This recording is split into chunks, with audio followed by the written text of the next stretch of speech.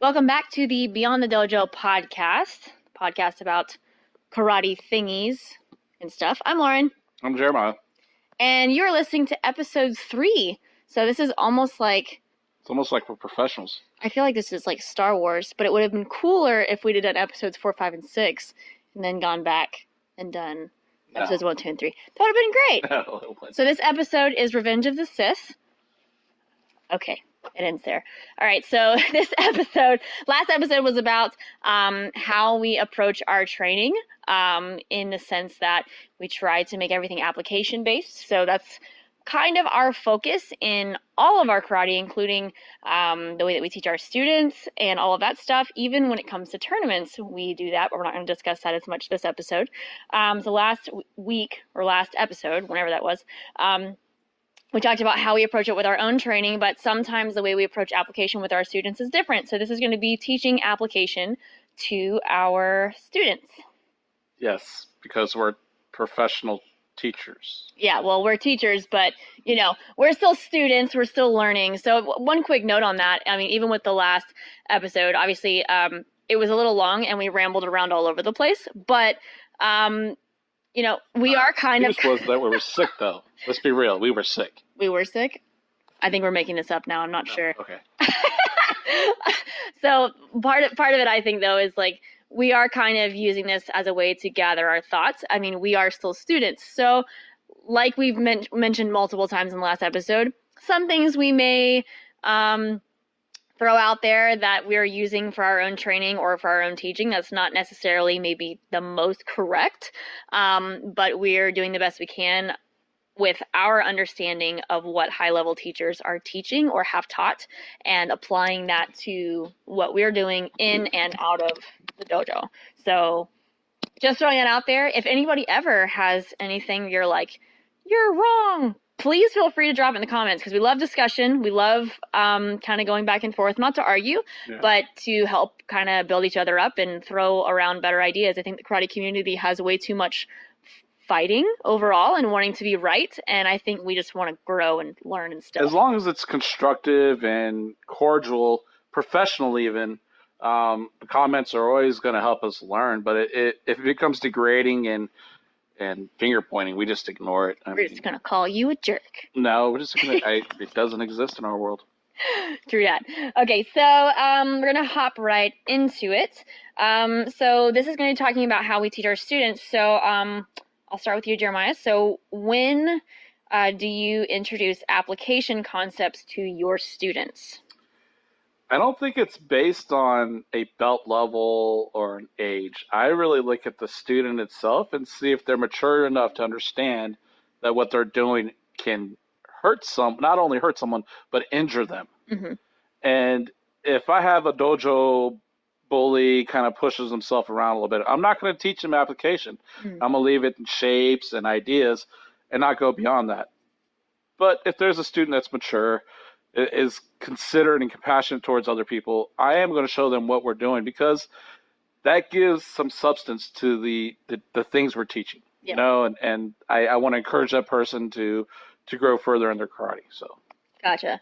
I usually introduce application when their macho dad is watching, so I can show their dad. Just kidding. Okay, no, for real. I usually use their dad as the kid. That way, it just, they're totally sold. They're sold on the ideas when they watch their dad get beat up. I literally have been guilty of doing that a couple times. Okay, no, but seriously, if anybody else has been guilty, let us know, because I know we're jerks, but I don't think we're alone. Okay. Yeah, well, I mean, honestly, kind of along that vein, though, sometimes it is like, this discussion has come up recently, it gets a little frustrating when people think that karate is only for kids, because we have lots of teens and adults in our dojos, and obviously the rest of the Shotokan community and karate community at large wants more adults in their dojos because this is an adult art, an adult sport, but so many people think it's only for children. So that's what makes teaching application so difficult, is because it's like, are we introducing it to children? Are we introducing it to adults? I'll say that even with my kids, I will, depending on the student, do that. So usually not like really young, but if a student is like, so our most well-behaved age of children is like 9 to 12. So within usually that frame, if I'm teaching something and I want them to get more of a grasp of what it is they're doing, if for some reason like teaching them the shape isn't making it clear, then we'll start talking application. And that can be as low as white belt. It could be as low as their first day. Actually, a lot of times, I mean, I've seen you do it and I do it too. In our intro class, we'll teach a block, we'll teach the name of the block, we'll teach them how to do the block, and we'll give them a couple reasons why we do the block. So they don't look at this like, why am I making these weird looking shapes? Like, why do I put my arm over my head and all this stuff? We'll show them multiple applications for the block, but try to not give them too much information.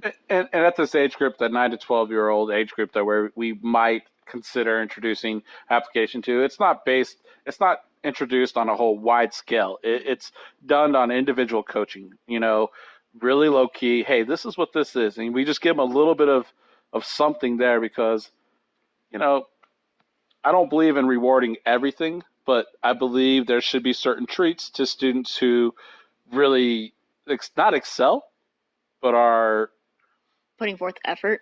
are in, how can I say it? Intrigued. They want to know more about what they're doing. Not the kids that's showing up and trying to make the best shapes and are going fastest and hardest. I like the thinkers. I like the ones that are like, yeah, but that won't work. Yeah. Or I don't think that's going to happen. I love those kind of students because those are the ones that are going to progress our art. And I kind of coach them more than I would a student that's an excellent athlete.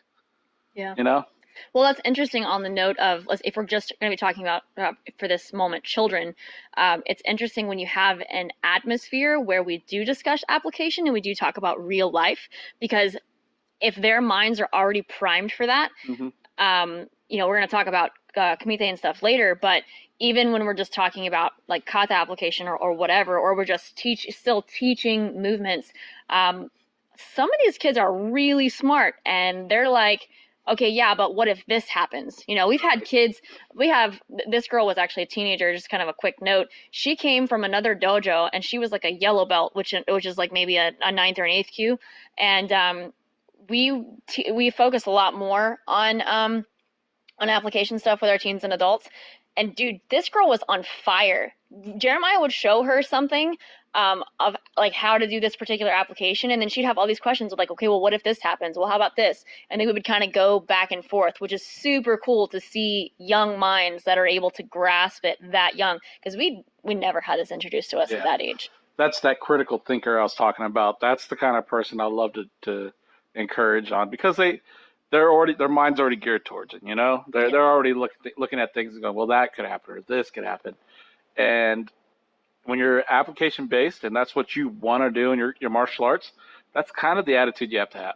Yeah. So we always try to foster that attitude. And in our dojo, it's kind of funny that the best athletes are not the top students. Well, I will say we don't have a lot of great athletes, because I do feel like I feel like we get the aftermarket guys who like couldn't do any other sport, so their parents made them do karate. Out of the pool of students we have, the best athletes out of those group of kids and adults and teens usually aren't the top students. Our top students are the ones that they have a little depth to what they're doing. That's what I'm encouraging is, beyond the shapes, beyond the dojo.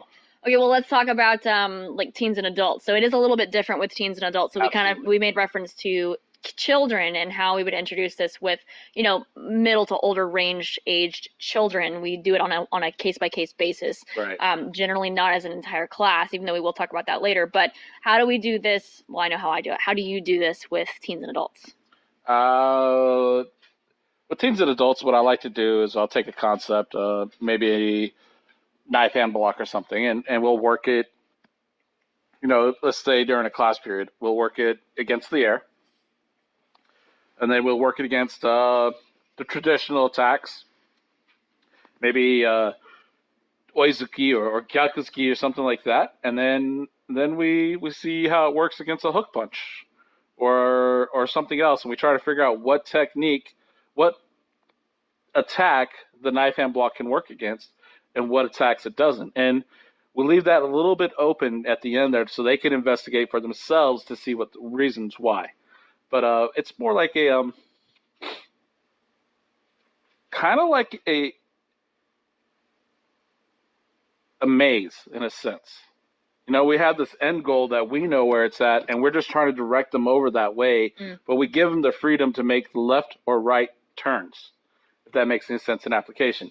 Um, and that's how I approach it for the teens and beginner adults and beginner adults. Yeah, well, let's actually backtrack that because I used the wrong word. I meant when. So when do you introduce this to teens and adults? I'm sorry. I took it as how. Yeah. I'm, well, that's what I said.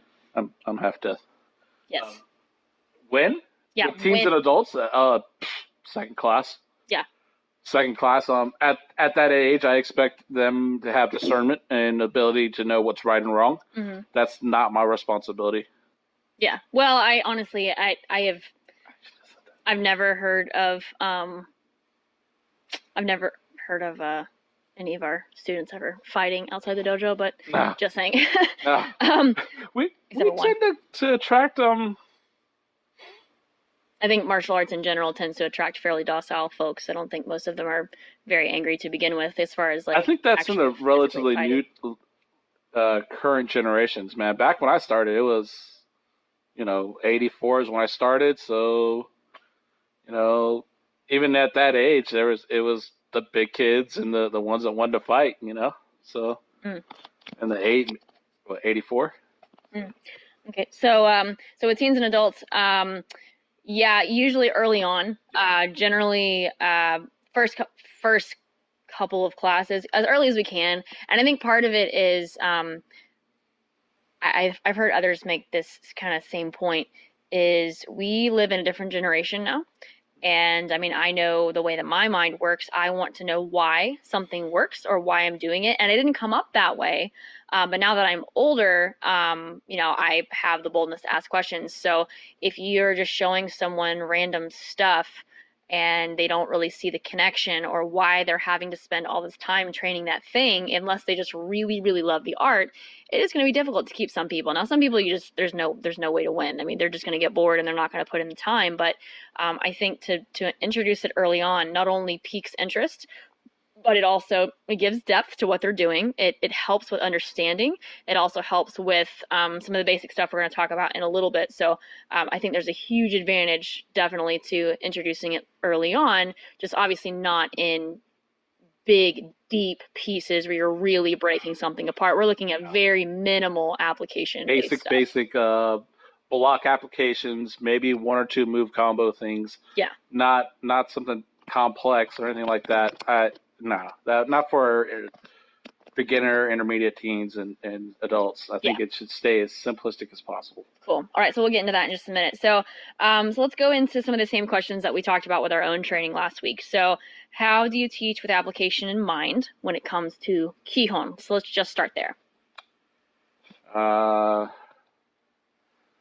Form is important because it kind of indicates what the technique is doing or what it should be concentrating and focus on. Mm-hmm. But I focus more on the path. Okay. So I encourage, for example, my one of my sayings is "Gedanbarai" means downward sweeping or sweeping downward. Mm-hmm. So make your arm do that. Make it go from a high point to a low point with a sweeping action. Mm-hmm. And that's application because the path is where the magic happens. It's not the end point. That's just a moment in time. It's the path of the technique that the application becomes legitimate or not. Mm-hmm. Everybody knows how first time people do when they do up block, they look like they're doing these big circle swings and around it, and they have never once crossed the forearm in front of their face or covered any part of the body that's necessary or vital. And that's my point. So when we do up block, we make sure it crosses at chin level in the center of our body and comes up. That is application on a Kihon base. Yeah. Yeah. And I was actually going to use that exact same example is like, you kind of start with the macro and work to the micro when it comes to application, when it comes to just teaching the movement or teaching a technique. So, you're teaching rising block, and the first point that they get is the block's got to be over their head, or they're going to get hit on the head. Okay. And then, we're looking at, all right, the path of the technique. You've got to be able to block earlier on in case for some reason the attack's lower or you miss. We throw that in there. Yeah. And then there's the simple stuff like having your hand closed because of the way that you're going to make contact. So yeah, definitely like shape and path, kind of starting with the big stuff, maybe working to the small stuff, getting into and I know you've done this and our students have commented on this about twisting the wrist at the right time so that you make impact with the correct part of the forearm if you're doing a block. Right. We do get into that kind of stuff, usually more into drills rather than in general Kihon stuff. So that does kind of mesh over into Kumite a little bit. But usually the larger stuff with Kihon and then maybe whittling it down a little bit. Kihon's the idea of the perfect technique, right? That's what we're striving for. There's no other components or issues to deal with. It's just you against the air. It has to be perfect body movement. Mm-hmm. And what better time to practice the perfect path and the effective and applicable, techniques and how you do them. And knowing that you're going to be using this. This is why this has to be perfect. And that changes how the technique is performed. Yeah. For example, and I'm gonna get beef for this, but Maegeri, front kick. Everybody from my generation, the 80s, 90s generation, was so focused on sparring that the front kick became the super long kick that you would try to score on and cover maybe a little more distance than you normally do in a step and punch. Mm-hmm. Thrusting the hips forward at the very end, all those things were taught back then because the focus was on getting the point. Mm-hmm. If you were to do that in a realistic fight and the on-attacker was coming at you, or there was this whole idea that it didn't matter if you kicked me or not, I'm going to go through that, you would fall down because of the position of your body. Your body position would cause you to not only not be effective, but hurt yourself.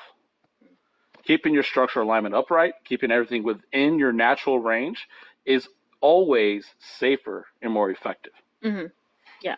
And that's kind of the difference in our Kihon is that we even look at how our technique is done under pressure, not idealistic situations in kumite. Or, mm-hmm. We're focusing on kumite, so the kick is long. The Kizamizuki Yoriashi is super long, and the Gyakuzuki is all contorted and has no power, no connection, and no other option.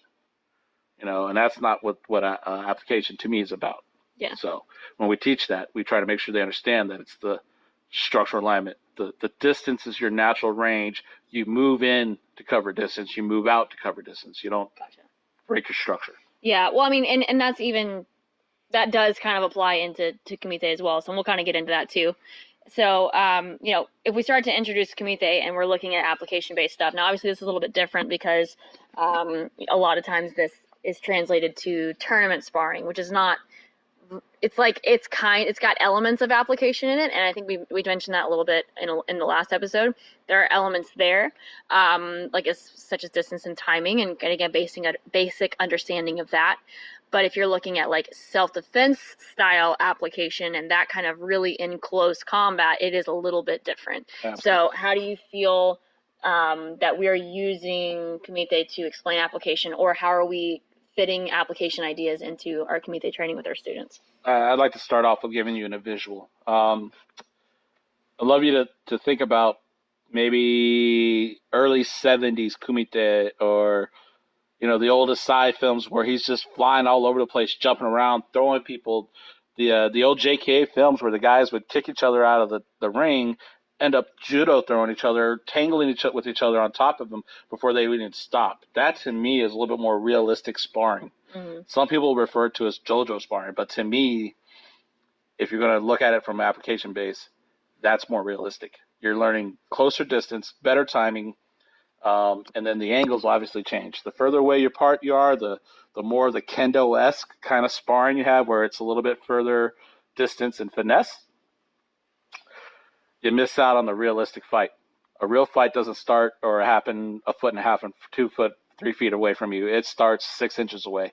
You never see a fight where they're staying their distance. That's not a fight. That's neither one of them wanting to fight. A real fight, man, both people are at it. They're going tight. It's aggressive, and there's no giving ground. Mm-hmm. So you got to learn how to spar that way, and that's kind of how we teach it. Is we encourage the close chamber, the close encounters. We encourage the long conversations of techniques where it's not just 1, 2, and out. It's 1, 2, 3, maybe 4 or 5, just to make sure we could get that Iken Hitsatsu, that one killing blow to kind of clear the end of the fight. So that to me is how I approach teaching kumite in its self-defense or application base, and that's less tag, more long interactions of kumite or sparring, and then with the idea that you're not going to back out or bounce around, that you're constantly in this fight. Yeah. You know? Yeah. Well, if you even regress back a little bit further, if we're looking at like just Q ranks, because our Q ranks are not sparring, for the most part. So if we're going to be looking at application with them, what we often do is just like very basic drills where they're in front of each other. That I think that counts as kumite, where one person is attacking and you're doing some kind of defense. And we'll start off sometimes with very basic, like, okay, one person's punching and you're doing a basic block. And then all of a sudden the attack becomes something different. It's something that's maybe linear, but it's not exactly the same. And you're having to adjust to that. Or maybe then we're like, okay, so you have to, maybe they're still punching and you're blocking, but you have to now change your distance or your timing with them so that you can get in a more optimal position. So then we're adding in, different types of counters. It's not just reverse punching. Maybe we're attacking with the knees, attacking their stances, that kind of stuff. So we're actually making progressions into an application-based thing, which you might see elements of that in a free fight, but it's not going to be quite on the same scale. This is a little bit easier to control and easier to throw those real-life things in there. I think a lot of dojos, when they do Kihon Kumite or any kind of Kumite, it's about the performance, and they try to polish the technique with the distance and timing in mind.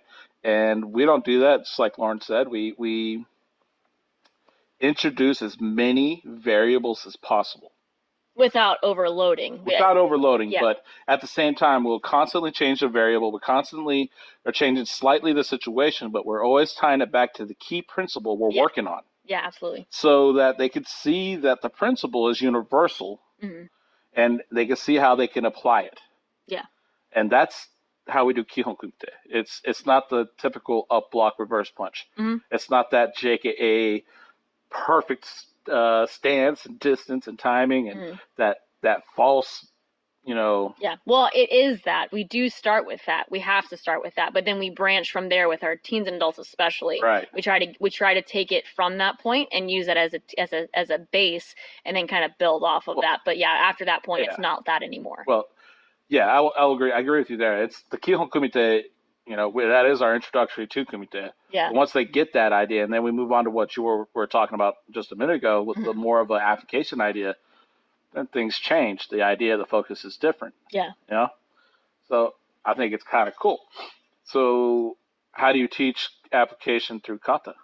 So kata and bunkai are going to be, well, I don't know how many this is going to be, but okay. So with kata, I feel like if you're teaching a kata, and it's funny, we made reference to this last week about how I thought for some reason that bunkai was very basic application for how to teach kata. Like, it doesn't make any sense. Anyway, you have to go back and listen to it. But when teaching a kata or teaching the movements, this is kind of along the same vein as the kihon thing, is I want them to do the movement correctly. I want their positions to be correct, so I show them how it could be used in real life and why this is important.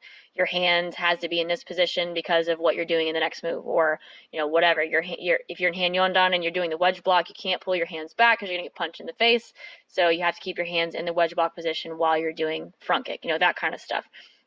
That's just teaching them the actual kata. So let's just talk about just the kata, and then we'll go into bunkai in a second. Yeah, even our approach is that we teach from big to small. So when we teach the kata, we hope they get the shape and the form and the techniques, and then we're hoping they get the rhythm and tempo to it. And then we like to see like the the characteristic of the kata start to come out through the technique.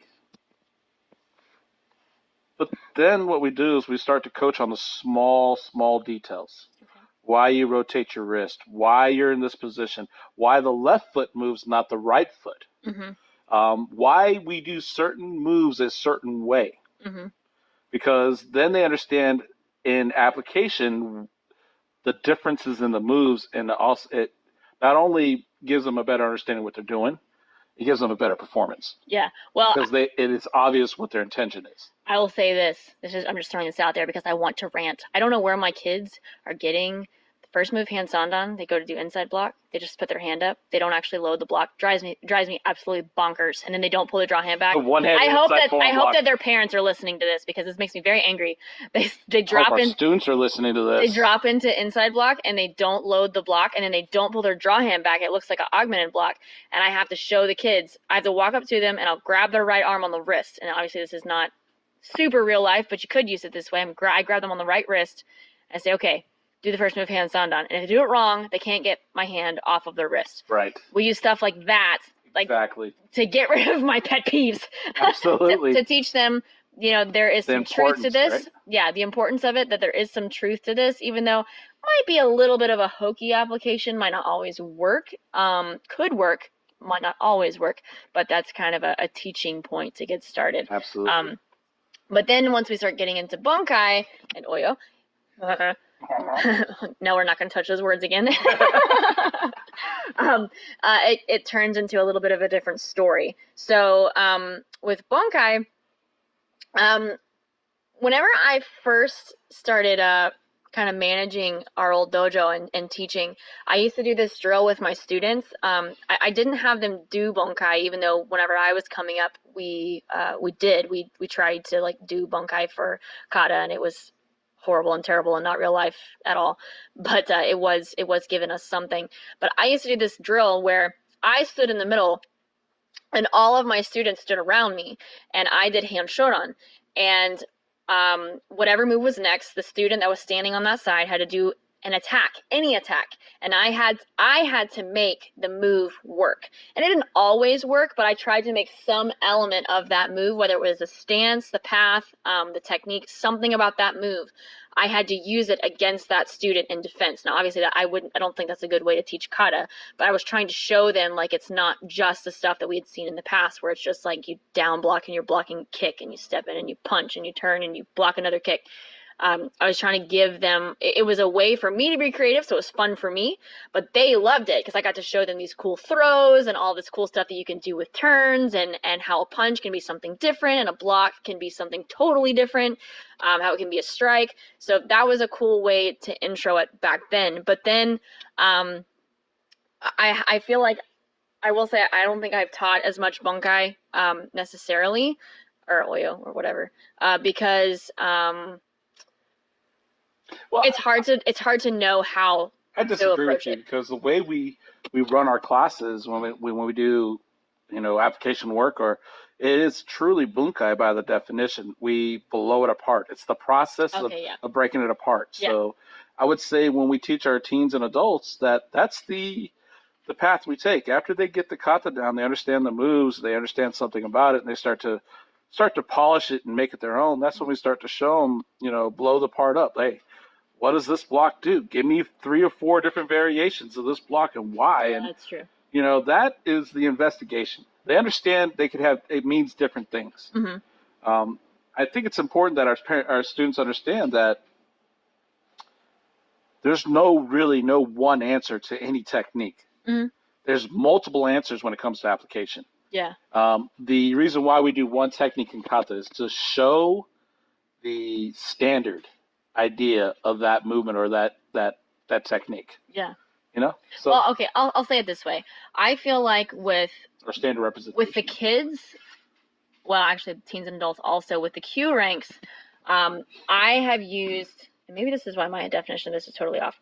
I have used Bonkai and Oyo as a teaching tool for the kata to make them do the kata correctly. That's what I've used it for. I haven't used it as much for the actual application for the sake of application. We've done that more with our brown and black belts, which we will talk about in a second. But we haven't had as much experience with that because we haven't had a lot of brown and black belts. Majority of the classes I teach on Tuesday, when we do kata, I usually try to grab one or two moves. Well, I mean me. Oh, I'm sorry. I thought you were talking about. It's all about me. Don't you know that? This is called the Beyond the Lauren podcast. We have audio evidence. Well, you're talking about like letting students fight, and it's not my fault. Yeah. He doesn't mean that for real. So let's move on to talk about the adults that are advanced and everything like that. That to me is where now Oyo comes in. Yeah, where we actually are like, hey, here's a move in Impy. Let's apply this as many ways as we can. You will know. Well, it was the understanding through the kata of actually doing it. Yeah. Actually practicing it. Yeah. So what I look at that as, and how I see that as like, all right, I'm gonna hook punch you. Make a move up. Take a move from the kata, any kata, and make it work. Well, like, okay. I think normally we take a move from a kata and be like, hey, how many ways can you apply this? Yeah, but at the black belt level, I give them the freedom to choose the moves. Then I give them the freedom to figure it out a little bit. Then I start to encourage them and push and prod them into other things. At that level, I think it's a little bit more, I believe, and I take the approach that you should be able to just kind of pick at the things that make sense to you so you can improve on your technique. You don't have to be forced into a standardized, you got to learn this group of katas at this rank. Once you're an adult black belt, I think you have the right to. Oh, I'm sorry. I am off on La La Land. Edit that. If I can. Sorry. We're talking about application. Yes, I know. For what I'm trying to say black is belts. What I'm trying to say is this: at the adult level, there's not much teaching of Oyo or application. It's more of a think tank where we're all trying to kind of put these ideas together. Yeah. We're taking one move from a kata or a section from a kata, and we're seeing how many. Not literally, also figuratively too. Like, yeah. I asked the opinions of my black belts, and I rely on their experience to help me teach and have ideas for application. Yeah. That being said, when I look at application with the black belts and adults, I look at it as more of a we're training together, we're think tanking this thing, not I got the ideas and I put them I force them down your throat. It's not that at all. It's completely the other way around. I think there's some legitimacy there. I think that's a big thing, and I think that separates us from a lot of dojos where even at the adult shodan, adult black belt rank, there's still a very authoritative, do it this way kind of attitude. In other dojos. Yeah, in other dojos. Yeah. Well, I mean, we're still guiding as far as like basic principles and stuff. When it comes to actually coming up with specific applications, we allow them the freedom to be able to say, hey, this is what this is for. That's the whole we're still students attitude. Yeah. We recognize that after a while our students becomes our peers. Yeah. And that if we don't show them the respect and give them the opportunity to not only do their own thing but influence the dojo, then Yeah. Okay, so with brown and black belts, we give them technique, come up with 5 applications. Yeah. Intermediates. Intermediates are more coached along. Yeah. We give them that little bit less freedom, but we still give them a little freedom. Yeah. And then we coach them along. Yeah. Hey, figure this out. And then they show us. I always ask them to show me. And then when they show me, I'm like, okay, but I can hit you here, or this is available, or if I did this. Yeah. And it kind of shows them that, no, it's not like you're wrong. It's just, hey, you didn't think about these possibilities, these variables. Yeah. Well, I will say that, honestly, our brown and black belts are kind of the same way. But brown belts, anyway. What? We kind of have to coach them along and be like, hey, well, what if this happens? And well, that's... Yeah. Those are teens, man. Let's be real. This is true. They are teens. So it's just... That's a teenage They're clueless. All right, and so then with beginners, so let's talk. So I think we kind of touched on this honestly earlier, and this is how I feel like we've pretty much done it. Is if we're looking at drills that we're using for beginners for application, essentially they are drills that teach the path of the move or teach the ending point of the move. I don't think we're really teaching anything that's wildly no, there's extravagant. Yeah, exactly. There's nothing esoteric about what we're doing. Yeah, okay. Yeah, so essentially it's I know that like this podcast and the last one, we didn't talk a lot about a lot of specifics, like how to apply specific movements, but I don't think maybe, because we view ourselves as students, number one, it is difficult to explain things over a podcast, but number two, we're not trying to teach people how to apply things. We're just kind of talking about or discussing the way that we approach this with ourselves and with our students, like just kind of the general stuff. So hopefully this has been helpful information as far as like our perspective, and how we try to approach it with our kids. It's very different per dojo depending on what your dojo is focused on. Our dojos are focused on how can we take our karate and actually use it in real life. And obviously we're teaching other things as well. There's obviously all kinds of great lessons you can learn from karate, but we are looking at how we can actually use the karate. There's a time and place for everything in karate. Mm-hmm. There's a time and place for sport karate. There's a time and place for your spiritual karate. There's a time and place for your, application. It's what of your choosing. Mm-hmm. I will say this though, sport karate is a vital element for a well-rounded karateka. Mm-hmm. They have to have that experience. They have to understand what that's about. Mm-hmm. And we will discuss that in our next podcast because we are going to discuss tournaments next week. Awesome. Or next time. Hopefully it's next week. We've been pretty good about this past 2 weeks, so we'll see if we can. We're rabbit trailing really bad today, so we might just leave it in there so y'all can deal with it. You can hear us argue and me trying to get Jeremiah to say the thing I want him to say as I stare at him with the phone in his face. We're recording this on a phone. Sorry, the audio sucks. And that's another little tidbit of evidence of how she wants to control me. I'm manipulating. That's a karate principle, manipulation. I don't know. That's what I learned. I don't know what dojo you're from. Crickets. Yeah, whatever. Okay, but you can follow us on Facebook and Instagram. We're self-named on Facebook. Instagram, Jeremiah is Shotokan Karate Family Fitness. I have Shotokan KHP, Shotokan Karate Family Fitness, on Instagram. I was trying to say your name to be cute and all, but you cut me off. So. Oh yeah, I'm just gonna blow right through you. I forgot. Yeah, whatever. Control freak. Shh, don't talk. Must be in control. Shotokan KHP on Instagram, and also Learn Hard Athletics. You're such a control freak, but you don't like driving.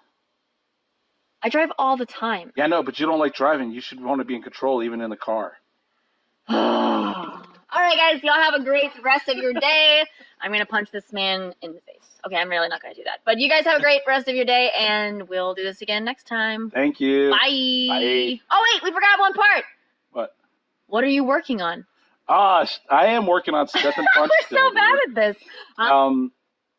The coordination for the step and punch is getting better. My right side is definitely feels like it's getting way closer. My left side is still kind of weird, but whatever. Yeah. I decided to go old school this weekend, and I did 200 step and punches. The best thing that came out of that is I'm actually punching chewed on level right now. Yay! No more face punching. No more chest plate punching. I'm working on training. I'm working on getting a chance to train because I did not train this week. So, yeah. I.e., she did not make time to train. Listen here, bub. All right. I had to sit here and wait for that dishwasher to get delivered. I didn't get to train on Tuesdays. Right, as I taught all the classes. Oh my gosh, you're gonna turn this into a real fight. Stop it. Okay, guys. Bye. For real this time.